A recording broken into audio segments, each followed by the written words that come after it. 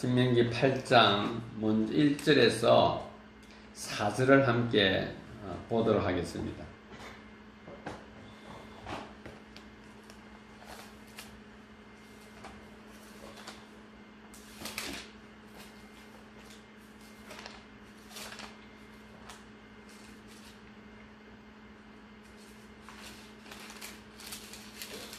제가 읽어드리겠습니다. 내가 오늘 명하는 모든 명령을 너희는 지켜 행하라. 그리하면 너희가 살고 번성하고 여호와께서 너희의 조상들에게 맹세하신 땅에 들어가서 그것을 차지하리라. 내 하나님 여호와께서 이 40년 동안에 내게 광야길을 걷게 하신 것을 기억하라. 이는 너를 낮추시며 너를 시험하사 내 마음이 어떠한지 그 명령을 지키는지 지키지 않는지 알려 하심이라. 너를 낮추시며 너를 줄이게 하시며 또 너도 알지 못하며 내 조상들도 알지 못하던 만나를 내게 먹이신 것은 사람이 떡으로만 사는 것이 아니요 여호와의 입에서 나오는 모든 말씀으로 사는 줄을 내가 알게 하려 하심이니라. 이 40년 동안에 내 의복이 헤어지지 아니하였고 내 발이 부러뜨지 아니하였느니라. 아멘. 아멘. 기억하면 어려웠던 해로 아마 남지 않을까 하는 생각이 듭니다. 2021년뿐만 아니라 또 앞으로도 살아가는 중에 올해는 참 많은 어떤 것들이 우리 머릿속에 남아있을 것 같습니다.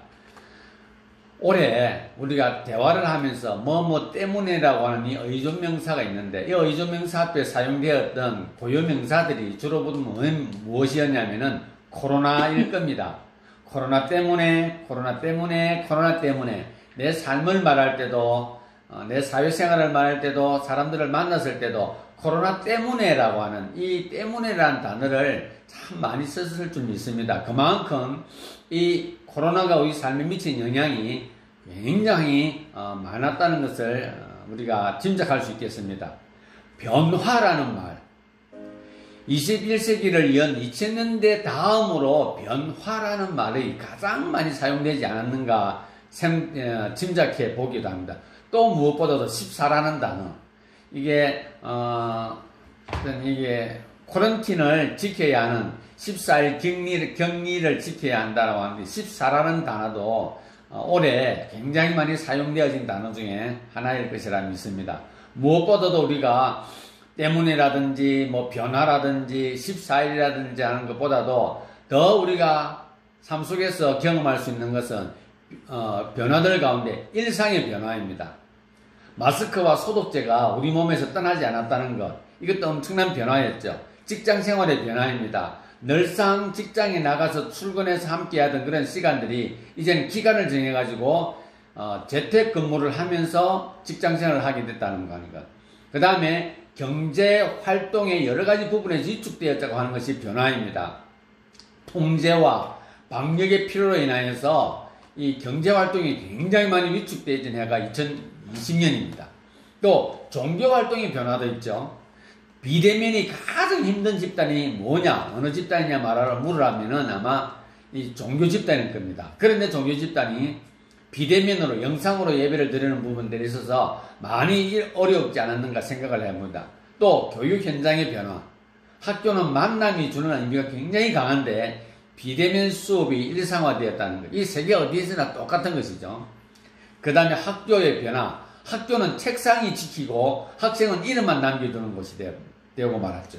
그리고 실제적으로 시험을 치는 시험장, 거리두기와 마스크 그리고 칸막이가 있어야만 되는 시험장의 변화들, 그 다음에 이민국, 출입국의 변화, 자동 열체크 감지기가 있어야 되고 강제 격리 내지는 자가 격리가 일상화되었던 이 시대에 2020년에 변화라고 하는 이 단어가 우리 일상 속에서 저변에 열려져 있는 그런 환경 속에서 변화라는 단어가 굉장히 많이 사용되어진 해입니다. 생존의 문제에 있어서 가장 심각하게 반응한 해도 2020년이 아니겠는가 생각이 듭니다. 왜냐하면 방역이라든지 이 통제 같은 것이 필요하기 때문에 경제 활동이 지극히 위축이 되었던 것입니다.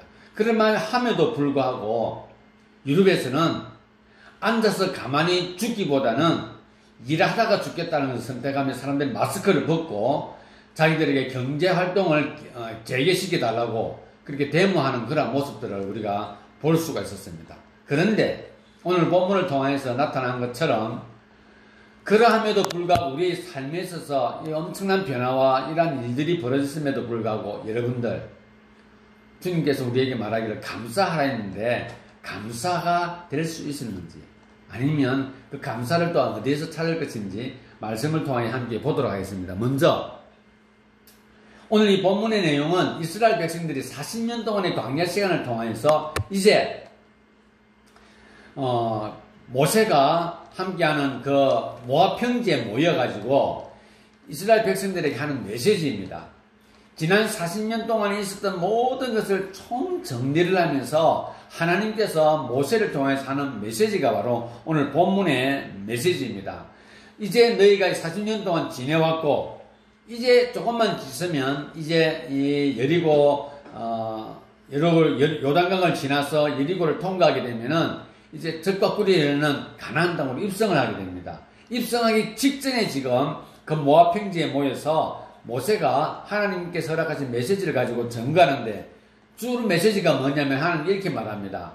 40년 동안 너를 지켜주시고 너와 함께 했던 것을 기억하며 너를 낮추시고 너를 겸손케 하기 위하여 너희들을 40년 동안 광야 생활을 하게 하였다. 그리고 돌아봐라. 너희들 옷이 헤어지지 아니하였고 너희의 발이 부러뜨지 아니하였다라고 본문 4절에 보면 기록이 되어져 있습니다. 그러면 하나님은 우리에게 우리의 지난 삶 2020년뿐만 아니라 2020년 전 모든까지 우리의 성장 과정 속에 있었던 모든 것까지 다 포함하여서 하나님은 우리에게 항상 말하기를 그것이 결론이 아닌 그것은 과정이었다 하는 것을 보여주고 있습니다. 광야 40년의 과정들이 어떻게 보게 되면 지금 이 메시지를 듣고 있는 사람들한테는 잘 모를 거예요. 1세대가 지나가 버렸으니까. 그들은 광야에서 다 거의 대부분 죽었습니다. 광야 생활의 실제적인 내용은 그분들이 다 알고 있거든요. 근데 이 2세들이 알 수 있는 건 별로 없는 겁니다. 그러함에도 불구하고 하나님께서는 그들에게 메시지를 전합니다. 지난 40년 동안이라는 메시지를 전합니다. 사랑하는 지체 여러분, 우리의 삶에 있어서 올해가 아무리 힘들고 어려웠다 할지라도 경제가 위축되어지고 삶이 어렵다 할지라도 관계가 많이 위축되었다 할지라도 만나고 싶은 사람들을 만나지 못하는 그런 어려움들이 있었다 할지라도 하나님은 그것이 결론이 아닌 과정이라고 하는 사실을 우리에게 보여주고 있습니다. 그러시면서 하나님은 우리에게 말하기를 너희들의 옷이 해지 않고 지금 현재 모습을 하나님은 보게 하시는 겁니다.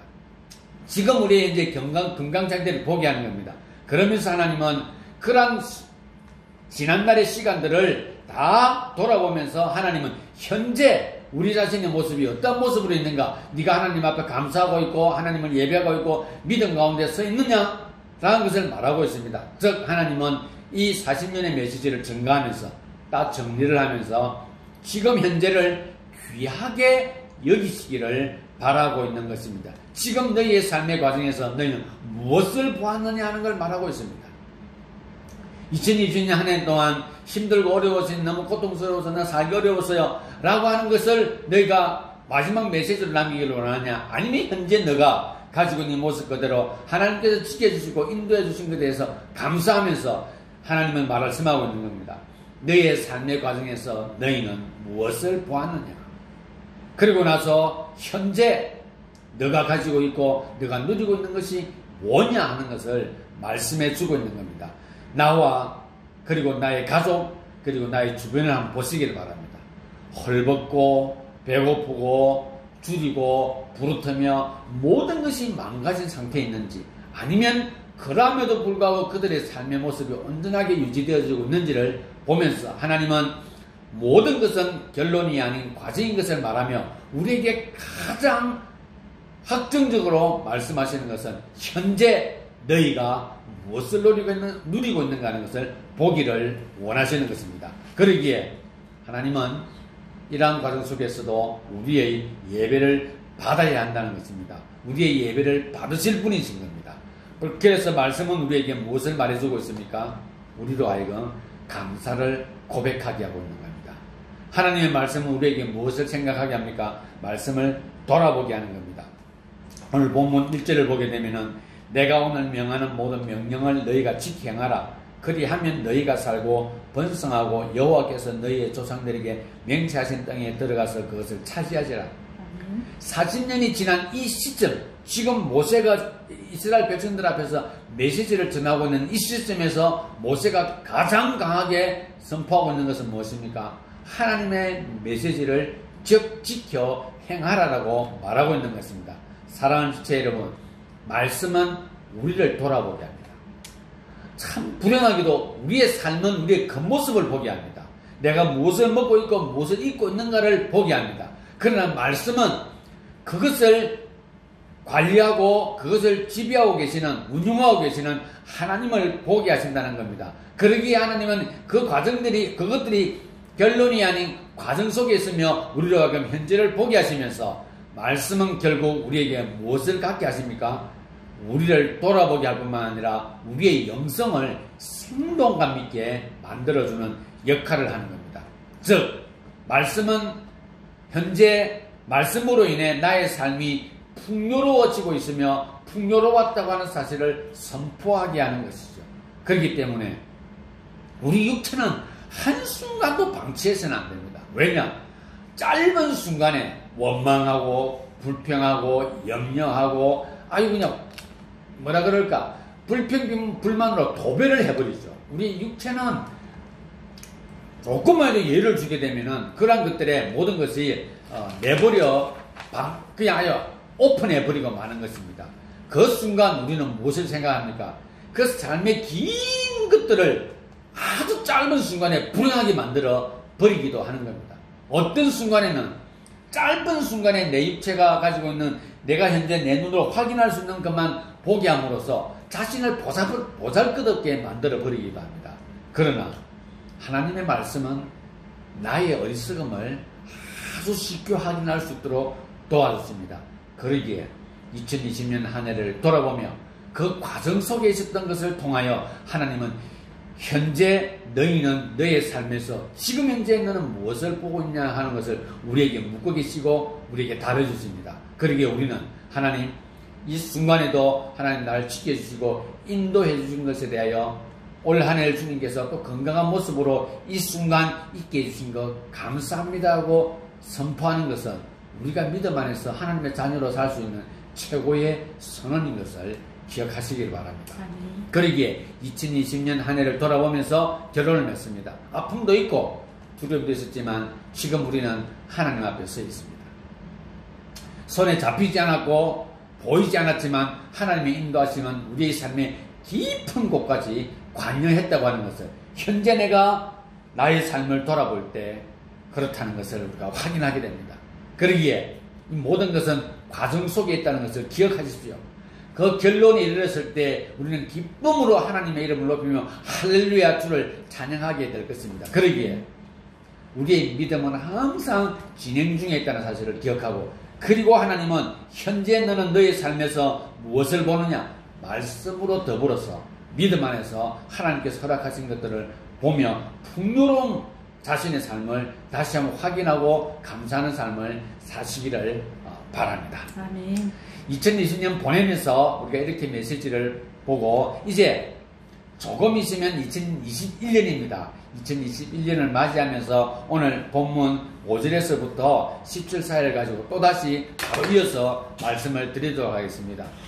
신민기 8장 5절에서 10절 제목은 2021년으로 여러분들에게 복이 더할 것을 선언을 하면서 제가 다시 5절에서 10절 읽어드리겠습니다.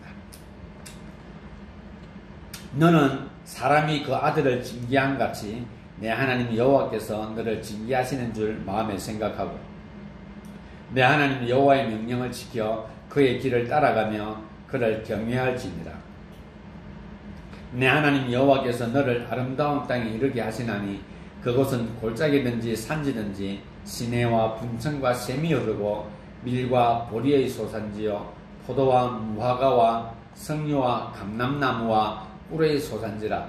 내가 먹을 것에 모자람이 없고 내게 아무 부족함이 없는 땅이며 그 땅의 돌은 철이요 산에서는 동을 캘 것이라. 내가 먹어서 배부르고 내 하나님 여호와께서 옥토를 내게 주셨으므로 말미암아 그를 찬송하리라. 아멘. 2021년, 오는 21년은 하나님께서 우리에게 복을 더해 주실 것입니다. 다가오는 것에 대해서 기대감을 가지는 것은 복된 것입니다. 우리가 가질 수 있는 최고의 것이죠. 하나님은 당신의 자녀를 인도하고 도와주시기를 상당히 즐기시는 분이십니다.